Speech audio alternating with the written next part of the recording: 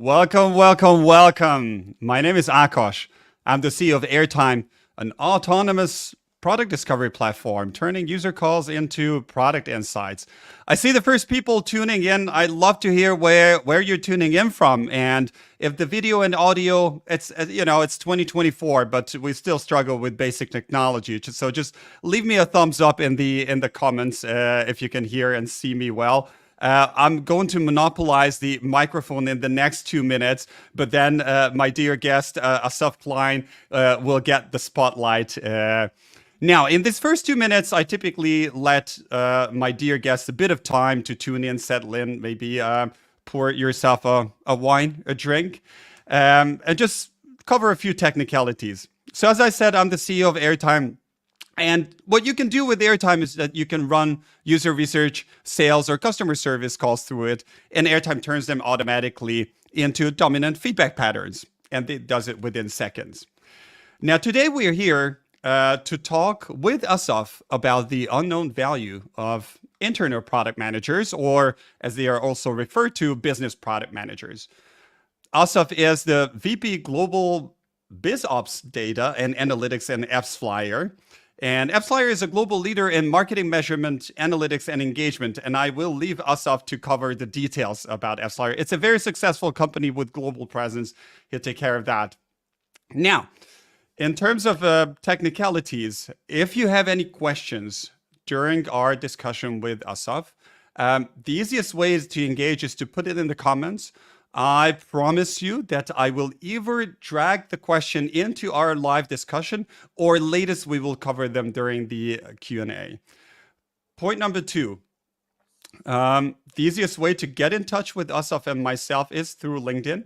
If you have any questions that you don't want to discuss maybe in a live show, but you'd like to discuss with us later on bilaterally, get in touch with us. I'll put both of our links in the chat later on. Last thing, I value a lot that you're here and you're spending your time with us. So in the chat, you will also see a secret promo code that I give for Airtime. It gives you 25% off for 3 months.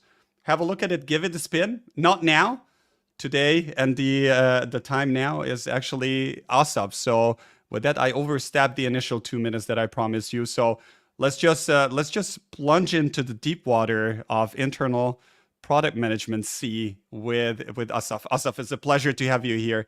Thanks so much. Same here. I'm very excited to be with you guys. Thanks for accepting my invitation. And I'd love to hear a few words from you from your background. So I know you well, but I'm quite sure that's not the privilege of everyone in the audience. I'll keep it brief. I think everybody's here to get some value on what's a business product manager and how to incorporate it. So in general, just about me. So I built some credibility of where I'm coming from. So I started my career as an analyst in finance. Then I started doing consulting, risk management for companies. And I hated what I was doing, basically. So I pivoted into high tech and doing customer success, helping customers like I would do as a consultant, but with tech in the tech industry. And from there, I started more managing, got into operations. That all kind of came together when I came into AppsFlyer. And I took all that knowledge of client services, operations, built the CS operations in AppsFlyer, and then pivoted into business operations, with this kind of the center of all the ops in AppsFlyer, and I think in most companies. And today I'm responsible for all the business operations, data and analytics, specifically focusing on the go-to-market. AppsFlyer, you said it in a brief, you're right. We are the leading brand in measurement, analytics, and engagement for marketeers. We are in 20 offices around the globe, 1,500 employees. And we essentially just help our customers make better decisions, no matter if they're a startup or a Fortune 500 company. We help them make better decisions with their marketing data. Thanks for that, Asaf. Let's talk about internal product managers, right? That's the theme of today, and I think the the first step would be to have a common grasp of what an internal product manager is, and I'd love to hear this from you. How do you define one, and what are the key activities and the value add of an internal product manager? Yeah. So to simplify it, I think it's very similar to another project manager. Every product manager, you want them to have a vision, break it down to a strategy, then build a roadmap, and then of course create PRDs to make great products. This is essentially it's very similar. The only thing the caveat that I would add to that is that you need very deep business knowledge so you can connect all those the strategy to those like internal products that you're building, and you need to have the background, a lot of like consulting strategy. Those are the kind of things that we bring into the product manager, but again, it's very similar to the ones externally. Now I say it now as it's something very similar, but to be honest, when we started off, everybody thought we were like, it we're trying to make something very nice from a project manager, but I'll elaborate on that if you want later on. Yeah. I'm curious about that. So let's start at let's do the origin story first. Okay, it's almost like the Wolverine origin story. Nothing aggressive here. Let's go back to the point in time where you had a discussion with your superior about a need that needs to be filled, which later became the internal product manager. And can you walk me through how this sort of need arose back in the days, and how you started to look for solutions? So it's a very good story. It originated when I was in CS operations, actually, and I had a lot of ideas of strategic moves that we wanted to do, and we could see that small things were kind of happening. Small requests, you need here a field, you need here some kind of like small processes that. But the big things, if you wanted to move into like I don't know a different tiering structure or a different way to treat our customers and so on, we couldn't move it, and we were stuck. And initially, what we started seeing is that it's not working. So the when it happened, when if I go years back, it actually our Salesforce people, for instance, which were developers, they were they were very effective in getting things done fast and whatever, but they weren't part of like the strategy, and they were working in silos, so things would also crash. Then just before I moved into the position, I was still in CS operations. The COO already kind of thought, okay, this is not working, and he brought project managers. Then the project managers, so they broke those silos. Things were much more coordinated, but then the project managers made things not necessarily attached to the strategy. So we still had that same issue, or the big rocks, or we wanted to move forward, we were still stuck. And that's when I was called in by the CEO, and they said, Asaf, you complain a lot about not getting things done. And he actually challenged me to take this on myself as like rebuilding this. He thought of like this more product kind of orientation, but it was on me to make this happen. And that's where we understood that we need that strategic mindset, somebody that will look. And if you think about it for a minute, if a product manager is focused on the what and the why.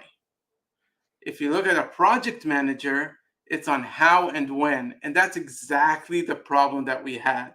I was focusing then on what and why we're doing things. And that's when we started pushing this as like the way of working moving forward. Yeah, you mentioned Salesforce. It's one of the keywords that I picked up. Are there any other like Yeah. usual suspects that internal product managers would typically have in their fields of vision? Yeah, definitely. So all the BI development functions, if you have even if you have other tools that are supporting finance, for instance. I love the emojis here. The I effects, love it. the AI effects. But if you can have finance, you can have BI, Salesforce. Those are like the direct candidates. Okay. Okay. And all of them, by Um, the way, they work again. If they work on based on project management, then they make things happen, but not necessarily aligned with the strategies and the goals of the company. And that's where you need that product management mindset. Okay, so you had product managers taking care, and you said that one of the project managers in the beginning, and you said one of the negative aspects was this detachment between strategic goals, right, and what they were doing. Did you see anything else? And tell me if you're not allowed to do that, but if you are, I'd love to hear some war room stories that without Yeah. names and whatever works, Yeah. just to get some tangible feeling of where things went south. I think I don't think the horror stories started when you're a rapidly growing company. Everybody has their needs, and they're all pushing to. They might have the same kind of. It should end up to the same goals, but they're working in silos and making. And we had duplicate. We had to again. You're maybe effective, but you're not efficient because you're all the time building things that already somebody built. Plus, then they start clashing with each other because they measure maybe a bit differently, which they should be together. So somebody's inventing the wheel all the time again and again, and then it started crashing. And we had those stories. If you think of client services where are working with customers and growing their customers, and you have your partners which are also growing their partners and creating more deals, in the end they go out to the same place, but their processes started being misaligned, and we needed to get those, and those created a lot of inefficiencies in the company and data issues, etc. But that's only one example. It happens in the sales. You have different departments in sales. You break it down with the strategy. There's a strategy team working on strategy, and also they're pushing things forward, not necessarily aligned with what the sales teams are doing. So we had it in multiple places. Oh, I see that. And let's go back to the origin just a little bit more. You said there were like project managers and then internal product managers. Well, at the time when you were complaining, when things are not moving, was there a group of people in the company who tried to take care of Oh of, yeah, of this of these tasks? And was that like a single unit? Were they scattered? yeah. So you know what? Maybe I'll give it. I'll make it more make more sense. So we have Yeah. in the beginning. I'm using Salesforce, but you can have it on the BI as well. But in like internal tools like Salesforce, you would have a person dedicated to, let's say, one or two functions, and another person to dedicate on to, and they were striving to make these things happen, right? But again, it crashed. Then we moved away from this dedication person of that is a doesn't see the whole picture, and even the project managers, they are trying to solve this. This is what they came in for, but again, they didn't have that. They're not tied to the strategy of the company, and when they evaluate when something comes in, you need to take in account how urgent it is, what's going to be the impact, how much time it's going to take, and you have these kind of scorings. They didn't even work according to these scorings to see that just like that is actually helping the strategy of the company and the goals of the company. Yeah, yeah. It sounds like the internal product managers are the oil in the machine, making sure that every part of the machine functions and carries out the purpose. Let's say, in case of an engine, that the car accelerates. And it's exactly that. And I want to add that from what I see, I meet up in different meetups and groups, and this is coming a thing. I'm seeing it on the rise, and I think the main reason why I'm here today is because everybody thinks this is a privilege of a bigger company. This is something that you should bring on later on. You know, we don't have time for this. This is like, oh, now your AppsFlyer is very successful, so so we can do it. But it's actually the opposite. Everybody that I speak with say they should have done this in the beginning. Oh my God, look at this. Wait, how did you get these functions? Anyways, It's not me. I think it's your laptop, but I'm it's happy my to take the laptop. blame. Okay. I wish I had the ability to launch this like Well, anytime for a guest. so, anyways, everybody thinks it's something that you get when you're bigger, but the fact is, if you do it when you're 100, 200 people, and you see that you already have processes that are in parallel, that's where you should think this is my time for a business product manager or internal product manager, like you called it, because later on fixing these it's going to cost a lot of money. It's going to take you back, and the worst thing is that you're not achieving the goals that you put in for. And by the way, that's how we also justify this, because this move, because you show what is the impact and what are you losing. Just like any, like who would build now a startup like new features or whatever without a product manager and put a project manager on it? Probably nobody would do that. Yeah, yeah. But this is a very good point. By the way, so what you described reminded me to some extent to technical debt.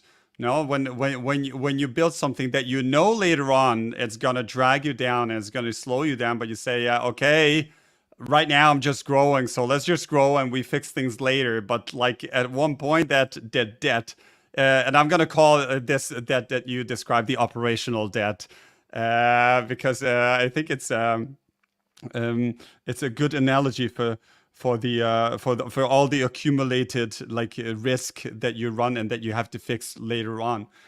But your point about getting a budget and convincing people, I think it's if I may zoom out for a second, for any kind of role that is not directly tied to the bottom line of the company, you typically have this kind of argument. So, in the field that I'm most active in user research, right? If you're not doing some like hardcore usability tests where you can prove that changing the call to action button resulted in higher click through rate, there's not a direct line that you can draw between a well done research project and higher revenue later on.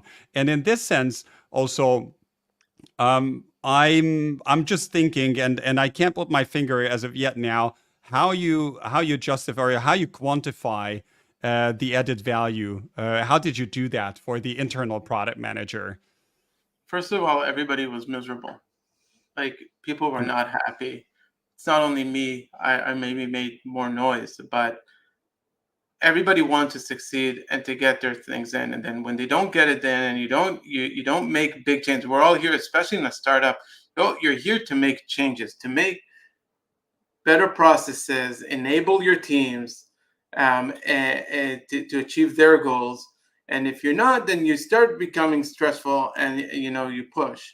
And so first of all, everybody wanted a change, and then because there was a problem, so you already justify it. The other thing is, you quantify it very easily, because we look at the ROI of every project, and then we measure, okay, if we did this, what will be the impact? If you change anything in your process, in your pricing, in your what you have to offer, and you say, okay, if we make this change, we're going to see an increase of 100K in the first quarter or whatever. You can measure it. You can say, okay, are people using this, and was it successful? And that's exactly what we do, and that's all. It brings me like to the OKRs as well. It's one, the OKRs move to being something that are more of those bigger stones or rocks that are actually happening, because that was one of the problems. And is it delivering the value that when we assess it and we say, okay, this gets priority, are we meeting it or not? Yeah, yeah. That makes sense. Okay, so you tie it to.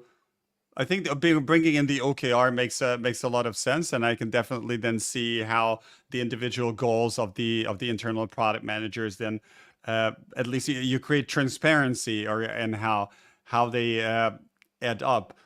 Let's talk a little bit about I'm curious about the like a typical day. Is there? Can you give me a sense of what a typical day for an internal product manager looks like? To what extent is it different from a regular product manager? Interesting. It's a really good question. And by the way, we did not prep for this, and this is a great question. Uh, um, the it kind of evolved with time. In Yeah, the beginning, a big portion of the time of the BPM, business product manager, yeah, was very much on planning the quarter. And because of all these problems that we had, we said we yeah, need to build a quarter very well. And we know what are those big things we want to achieve and leave very minimal time for like small things because it doesn't move the needle as much. yeah, Or it could be something small but very strategic. Okay. The, so the planning was the majority of the time. Then also the transparency. That was the main focus in the beginning because everybody lost trust. Remember, me in my previous hat of the CS operations, I lost like confidence in like, will these things even happen? So we needed to be transparent, and the major thing of the transparency was the buy-in, to get buy-in from the stakeholders, because I was so focused on myself in the past as a CS operations that wanted to get my products done, that I didn't even know that maybe sales or partner development, they have great things as well, and maybe theirs is even more important than mine for the company or yeah, for our customers.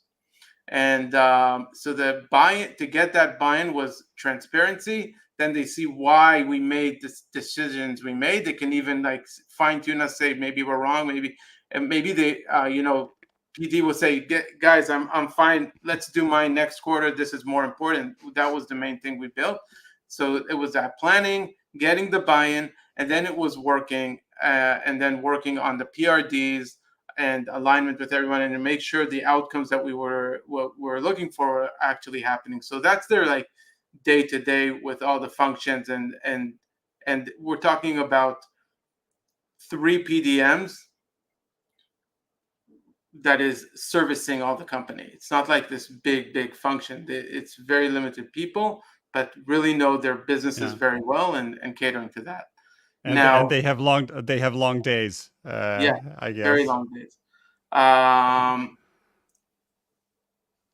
and and then it Yeah, evolved a bit because we saw that big plan, like there's too many things that are changing ad hoc during the quarter. yeah, So we changed it pretty recently. To be honest, we had a lot of mileage of things but kind of recently we changed it more of like, okay, what are the big up to 5 things that must happen this quarter, and we're more agile. So we have those 5 things, 5 big strategic objects that must happen, and the rest, it's like it goes from backlog right into, okay, now we have time, we're doing the others, or there's an ad hoc, at least we know, and we're not like changing all of our planning. Plus, now that we have the buy-in of the different ops in the organization, they're also part of like, why are we deciding to move things around, and they're part of it. So it became much more of an agile and less of like big massive planning that everybody was like killing themselves to do it, and then things were changing anyway. yeah.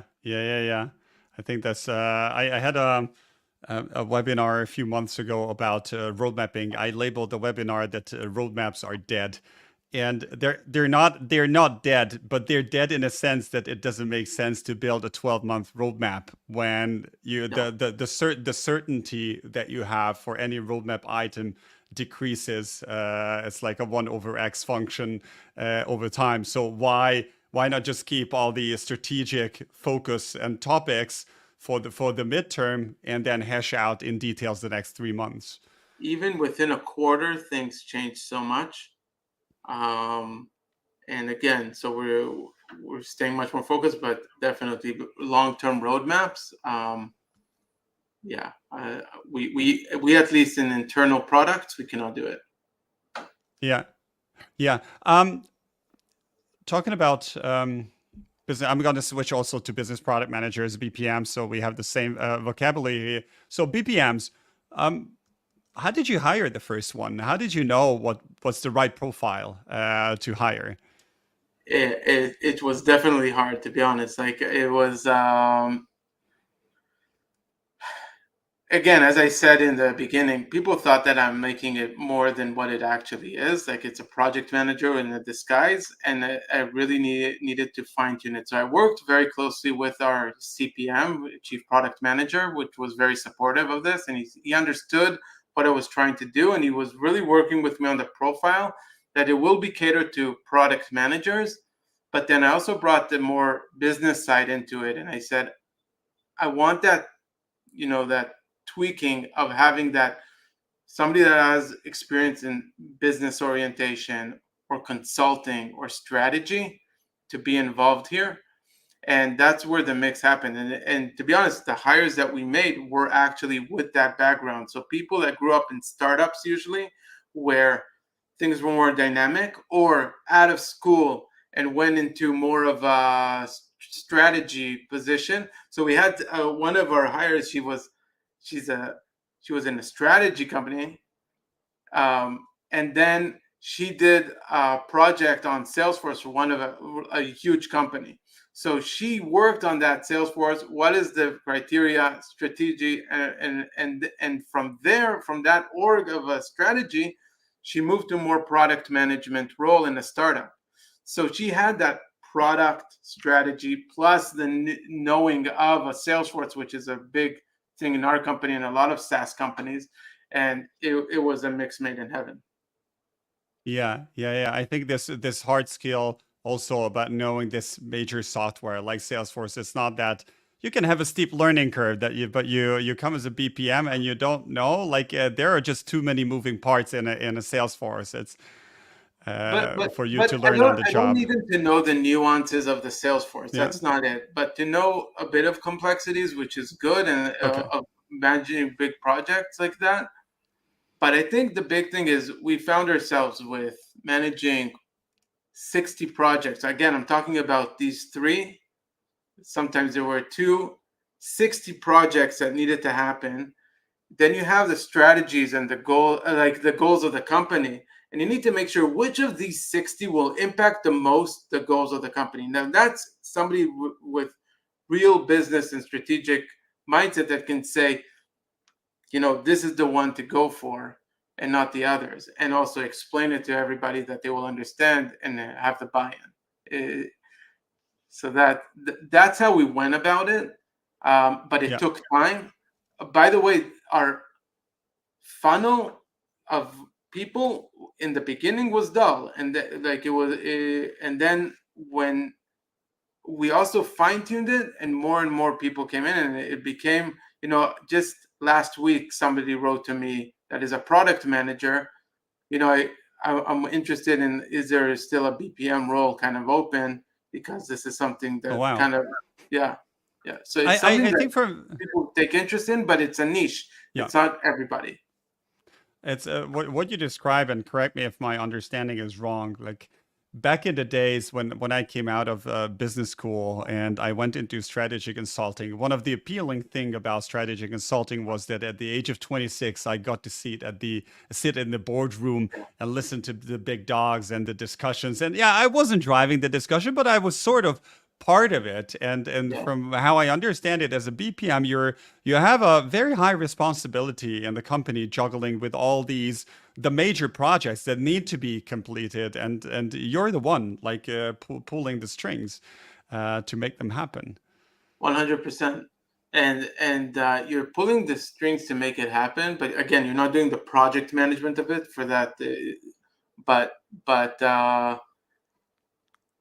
one of the key things that we look in a business product manager role is somebody that will challenge us, not only the leadership. It could be the leadership, the stakeholder that's actually asking for this.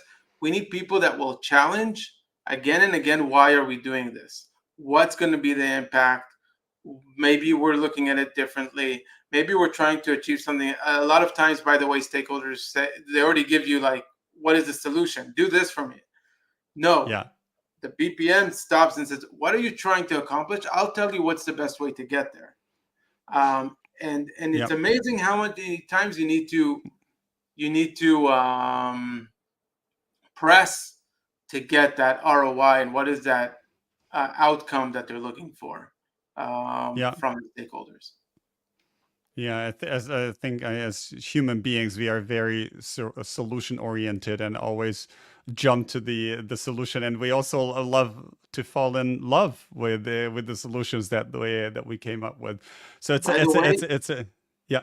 some of these things Go ahead. we actually we don't even create like the long-term solution right away. We actually start with very manual. We say, okay, if it works, if we see the actual outcome is happening, then we're going to invest in it more. Yeah, A lot of almost an people, MVP, like an internal we do MVP. MVPs all the time, all the time. That's a Yeah. great, I didn't use that term, but it's exactly it. But again, So only a product manager can do that. A project manager will say, this is what you want to get done, I'll do it to make sure. yeah. Just a quick Yeah, call sorry. to the audience. Looking at the clock, and we're drifting into the Q&A part. I have a number of more questions for us up, but I want to make sure that each and every one of you who are listening, if you have any questions, any topics, anything that you would like to pick Asaf's mind about, this is the time. Put your questions in the comments. If you don't feel like asking now, you can also approach us after the webinar. The best way is through LinkedIn. Okay, so I'm gonna just throw another ball at Asaf, and then see if any of you put something interesting in the comments in the meantime. So Asaf, let's talk a little bit about the future. We talked about the past so far, but like looking forward, no, there was like 20, 30 years ago, there was a time when the role of product managers evolved and were created. And now we have the business product managers. Where do you see this role developing in terms of in the next years, in terms of in your company, and broadly speaking in other let's say tech companies? Yeah. Where it will brought the way I see it is that currently, because it's all so new and there's so much demand, the product manager gets a lot of requests, centralizes it, prioritizes, and so on, as we discussed. Where I see it going to is initiating what those projects will be. Just like a product manager comes up with a new feature from scratch, not necessarily the CEO asked him to do it.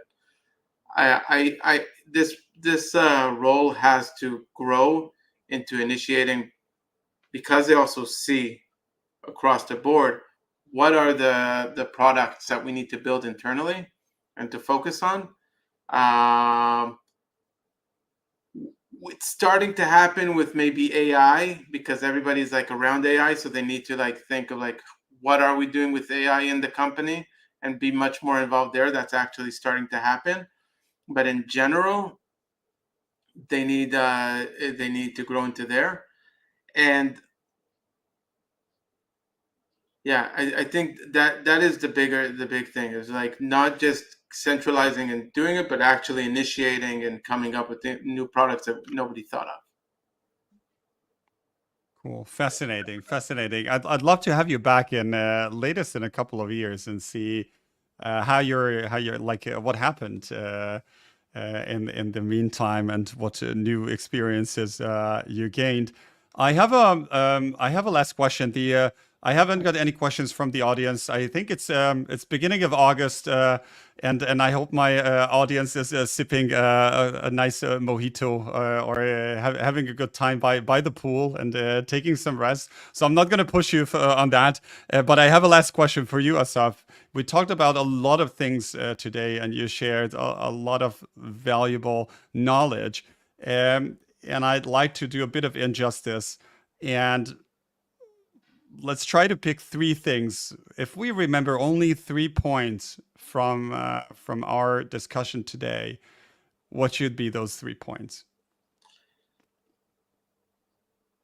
BPM is not something. It's not for privileged companies. It's actually you need to start Yeah. early.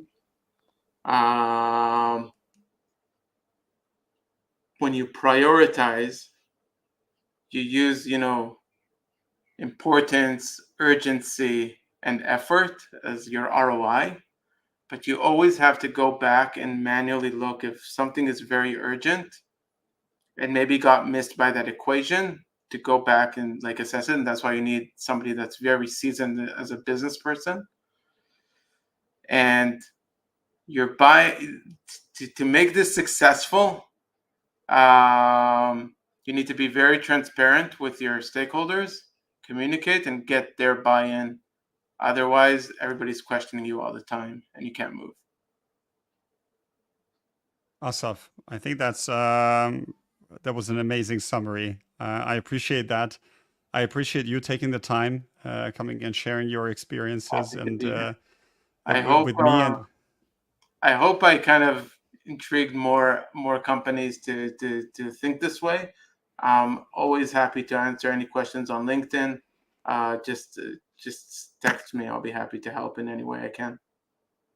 thank you. And I'm also very grateful to the audience that you tuned in, you listened to us, and I'm going to have in 2 weeks the next webinar. The next webinar is going to be about product experimentation and how to validate without building products, like Wizard of Oz, Concierge, and some other product experiments that will help you find the right solution for your customers before you build them.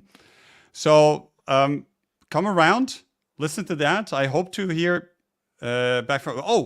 Before I hop out, I was just about to say goodbye, but I see a question popping in, and I want to make sure that we're taking Kushika's question Okay. about managing stakeholder needs. So I just put the question here on the screen for everyone to see.